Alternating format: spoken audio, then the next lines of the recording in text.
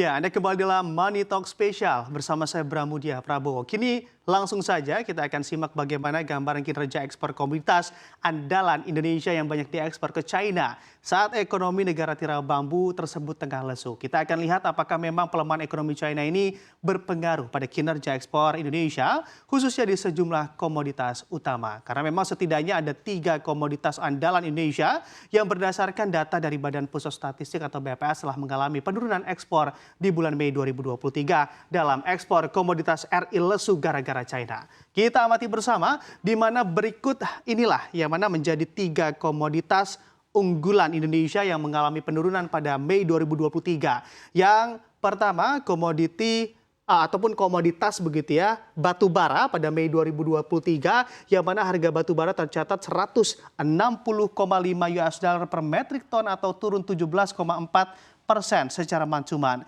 Dengan penurunan harga tersebut, nilai ekspor batu bara tercatat 3,0 miliar US dollar dan ini juga menurun 6,25% dibandingkan bulan sebelumnya. Rupanya tak hanya penurunan harga yang menyebabkan nilai ekspor batu bara menurun, penurunan volume pun juga mempengaruhi kinerja ekspor batu hitam ini.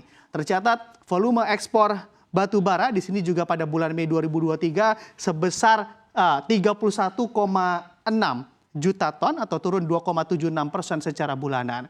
Komoditas lainnya adalah ada besi dan juga baja, di mana pada bulan Mei 2023 data dari BPS harga besi dan juga baja tercatat 105,2 US dollar per metric ton atau turun 10,43% secara bulanan. Dengan penurunan harga tersebut, nilai ekspor batu besi dan juga baja begitu ya, di sini memang tercatat 2 miliar US dollar atau turun sebesar 9,09 secara bulanan. Namun untuk kabar baiknya, secara volume ekspor besi dan baja meningkat, tercatat juga volume ekspor besi dan juga baja pada bulan Mei 2023 sebesar 1,5 juta ton atau naik 7,14% secara bulanan.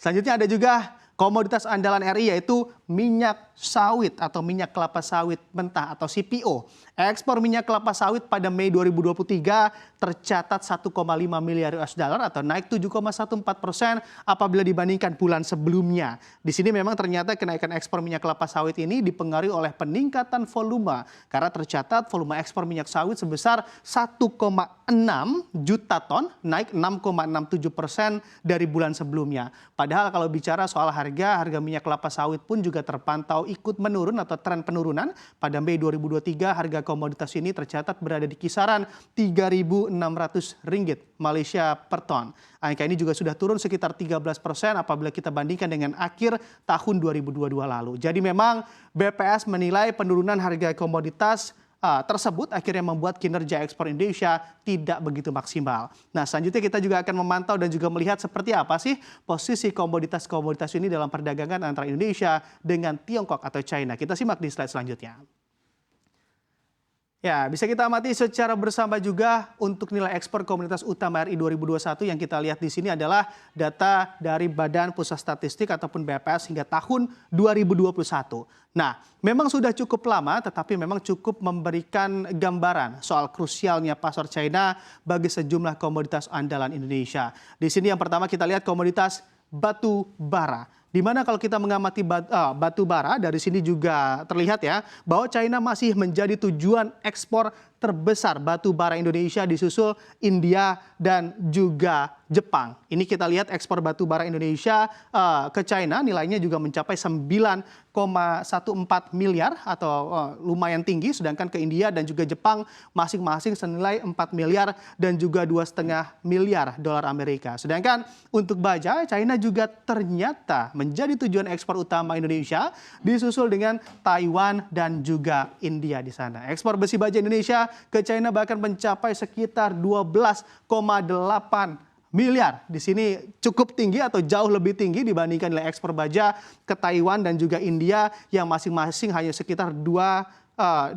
miliar dan 1 miliar dolar Amerika Serikat. Di sini memang untuk produk minyak sawit mentah alias CPO kita amati juga di mana memang lagi-lagi China menjadi tujuan ekspor terbesar Indonesia. Nilainya mencapai 4,82 miliar dolar Amerika Serikat disusul dengan India dan juga Pakistan tentunya nilainya lebih kecil dibandingkan ke China, hanya di angka 3,34 miliar dan juga 2,79 miliar dolar Amerika Serikat saja. Di sini memang cukup tergambarkan begitu ya betapa pentingnya posisi China bagi aktivitas perdagangan internasional Indonesia. Selanjutnya tentunya kita juga akan melihat bagaimana di tengah sinyal perlambatan ekonomi China ini, apakah ekspor dan impor Indonesia ke China secara keseluruhan juga mengalami perlambatan mengingat beberapa komoditas andalan Indonesia juga tengah mengalami penurunan nilai ekspor. Kita lihat secara bersama.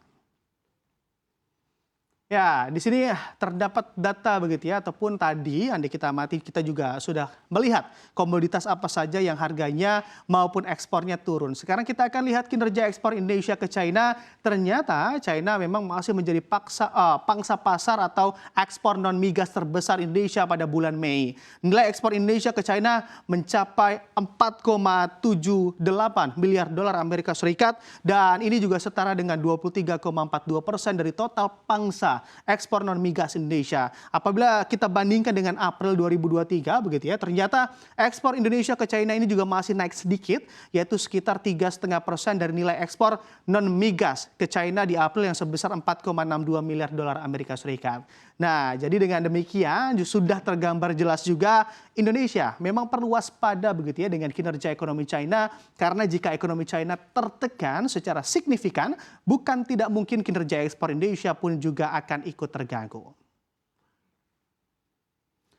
Nah, masih terkait resiko perlambatan ekonomi China dan juga efeknya ke sektor komoditas Indonesia, usai jeda kami akan kembali dengan dialog bersama Dendi Ramdhani selaku Head of Industry and Regional Research Bank Mandiri untuk mengulas global masih menantang, seberapa perspektif sektor komoditas bagi industri keuangan. Selengkapnya kita nantikan lepas jeda, tetaplah bersama kami di Money Talk Special CNBC Indonesia.